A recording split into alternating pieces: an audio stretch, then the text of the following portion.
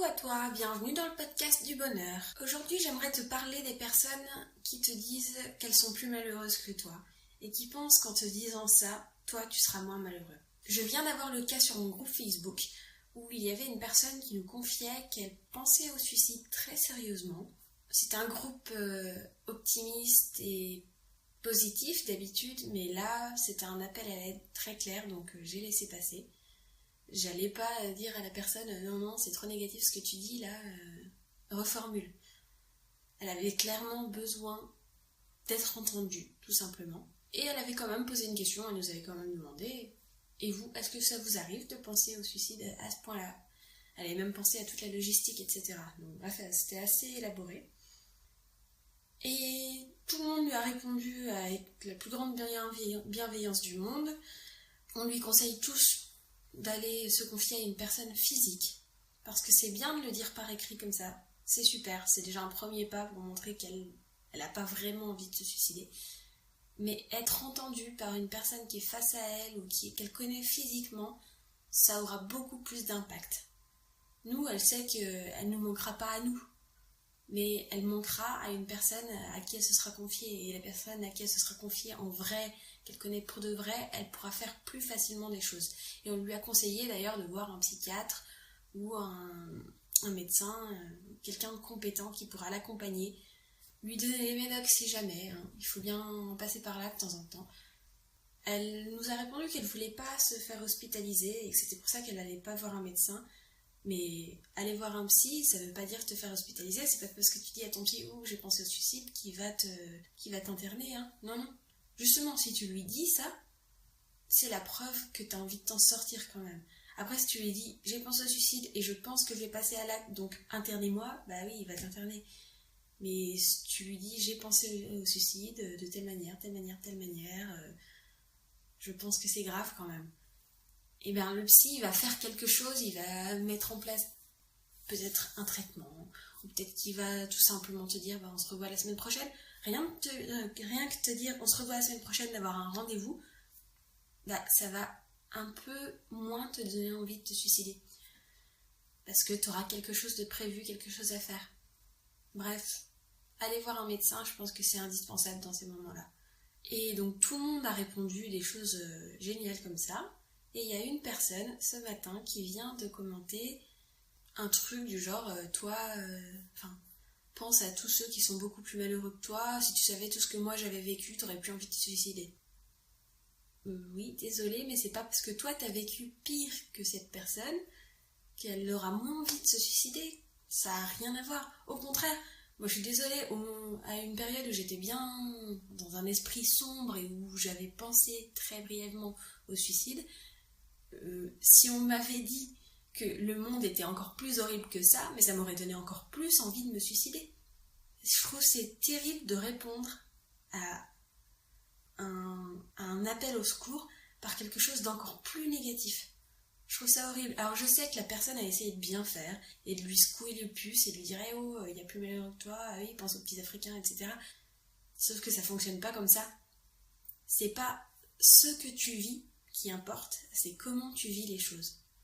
Tu pourrais très bien t'être fait violer 15 fois et te sentir très heureux, et puis juste t'as eu une écharpe dans le pied et t'es plus malheureux du monde. Parce que ça dépend de comment toi tu as vécu la chose, c'est tout. C'est pas le malheur des autres qui va te rendre plus heureux. Ça, c'est ce qu'on croit. Le malheur des autres ne nous rend pas plus heureux. Au contraire, je trouve que d'être témoin du malheur du monde, moi ça me plombe encore plus. Voilà pourquoi par exemple je ne peux plus regarder les informations. Je ne supporte plus, je regarde plus la télé. Il y avait trop de négatifs dedans, trop de malheurs. Dès que je vois un nouveau malheur qui apparaît, ça me fait trop de mal. Moi je peux pas. Je supporte pas de voir toute cette détresse dans le monde. Alors du coup, je fais l'égoïste et je me coupe de toutes les sources d'informations qui existent. Alors forcément, dès qu'il se passe quelque chose de vraiment, vraiment terrible comme les attentats, on finit toujours par en entendre parler. Et j'en ai souvent entendu parler en direct, donc Facebook marche très bien. Mais j'ai pas besoin de voir les informations catastrophes à la télévision. Elles entretiennent un climat de négativité, c'est horrible. C'est pour ça que, oui, ça fait combien d'années? Ça fait 4 ans que je regarde plus la télé.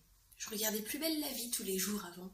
Et ça fait 4 ans que j'ai arrêté de regarder Plus belle la vie parce que j'ai décidé d'arrêter de regarder la télé en direct. Plus belle la vie, si tu regardes pas en direct, c'est foutu quoi. Alors, tu pourrais regarder en replay toutes les semaines, mais ce que c'est que ça dure une semaine le replay, donc en gros tu loupes une semaine, t'es baisé. Donc j'ai arrêté de regarder aussi Plus belle la vie. Je sais pas pourquoi, je sais pas pourquoi je te dis ça.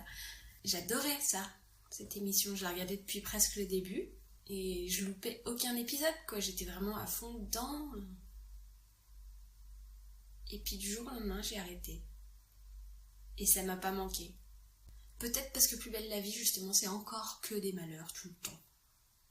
Alors des fois, il y a des petits bonheurs, mais c'est trop dramatique. Bon, tu vas me dire, dans toutes les séries, c'est dramatique quand même. Mais c'est peut-être pour ça que de plus en plus, je ne regarde plus que des séries au format 20 minutes.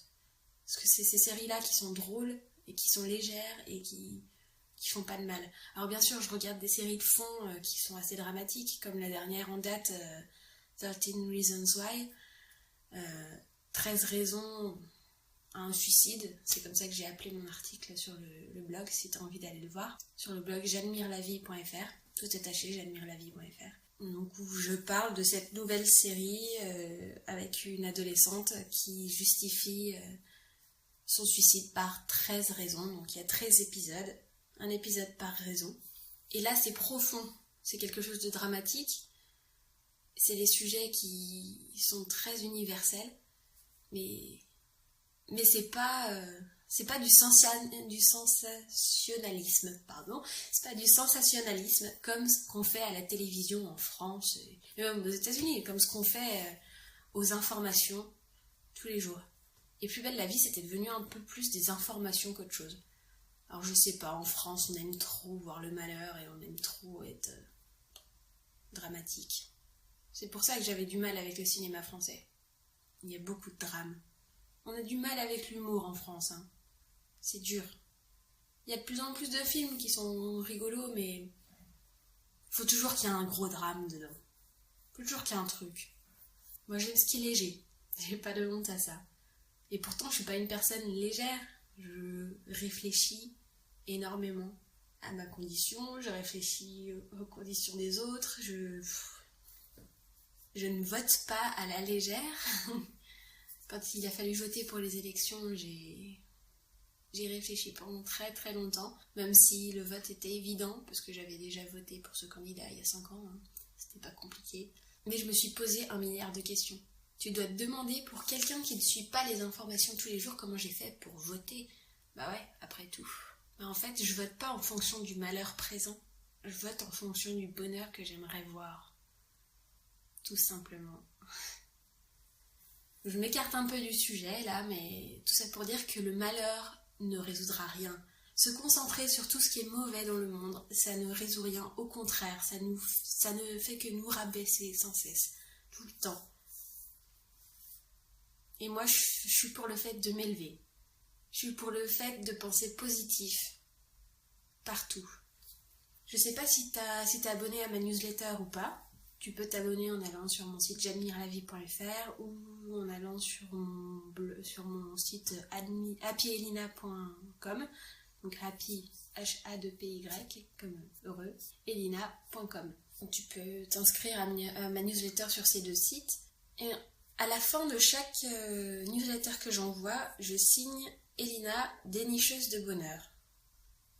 D'ailleurs, oui, je l'ai même intégré en signature de mes articles de blog, si tu veux aller voir tout simplement. J'estime que, je déniche le bonheur partout où il pourrait être. Même s'il y a quelque chose de très négatif, j'essaye de trouver un bonheur dedans. J'avoue que pendant les attentats, j'ai eu quand même pas mal de difficultés à trouver du bonheur là-dedans. Mais le bonheur, ça a peut-être été de voir la solidarité des gens, de voir l'entraide, de voir que tout le monde s'aimait malgré tout. Il y a eu quand même un petit malheur qui a été voir que la haine était encore plus puissante que ça. Enfin, elle n'était pas plus puissante, mais elle était quand même pas mal puissante. Mais j'ai aimé voir tous ces gens qui se rassemblaient et qui affrontaient la peur en la regardant dans les yeux. J'ai aimé ça. voir qu'il y avait quand même beaucoup de gens positifs en France. Ça fait plaisir. Malheureusement, c'est pas eux qui règnent. J'aime bien ce mot, qui règnent sur la France. Il y a des rois en France. Et ces rois, ils adorent entretenir la négativité. J'aimerais remplacer les rois de la négativité par les bouffons. Les bouffons du roi. Ouais. Et si nous, bouffons du roi, devenions les plus importants? Après tout, il y a plusieurs bouffons et il n'y a qu'un roi. Alors pourquoi on se bat pas? Pardon, là je pars dans un débat politique très imagé. Mais voilà, tout ça pour dire que la négativité ne l'emportera jamais. Chez moi, en tout cas. Et je pense sincèrement qu'être négatif envers une personne qui a déjà beaucoup de souffrance en elle, c'est lui planter un coup de couteau dans le dos et le retourner encore 50 000 fois. Peut-être que tu essayes de bien faire, mais c'est vraiment pas la bonne méthode. La meilleure réaction face à quelqu'un qui souffre, c'est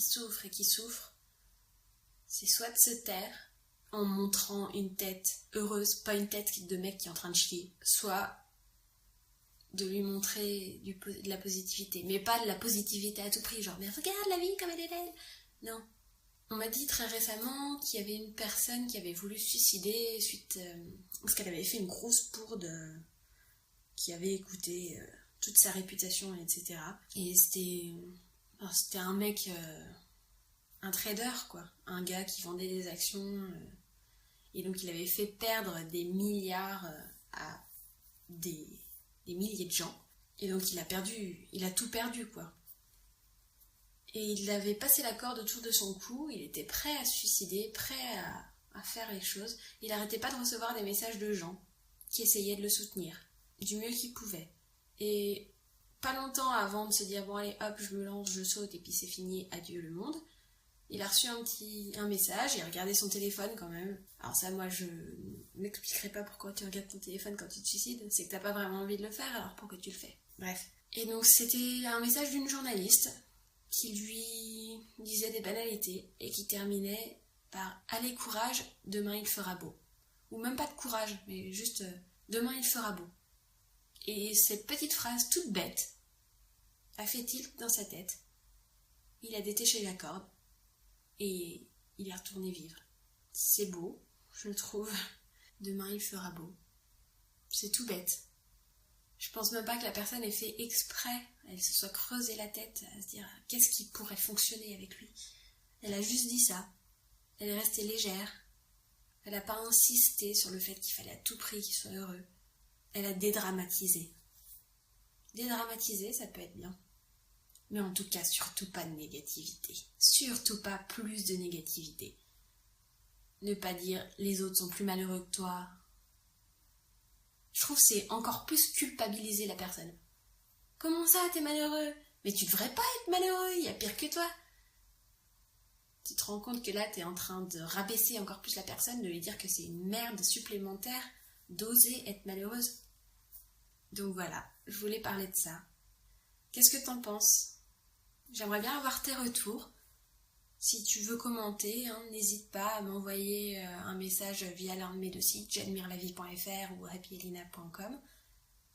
Tu peux me contacter ou tu peux commenter, tu peux mettre 5 étoiles si tu adores ce que je dis. Ce serait top. Et dis-moi d'où tu m'écoutes aussi. Si tu m'écoutes de SoundCloud ou c'était beau comme je l'ai dit, SoundCloud ou iTunes, dis-moi tout. Je suis intéressée. Allez, passe une bonne journée. Bye bye.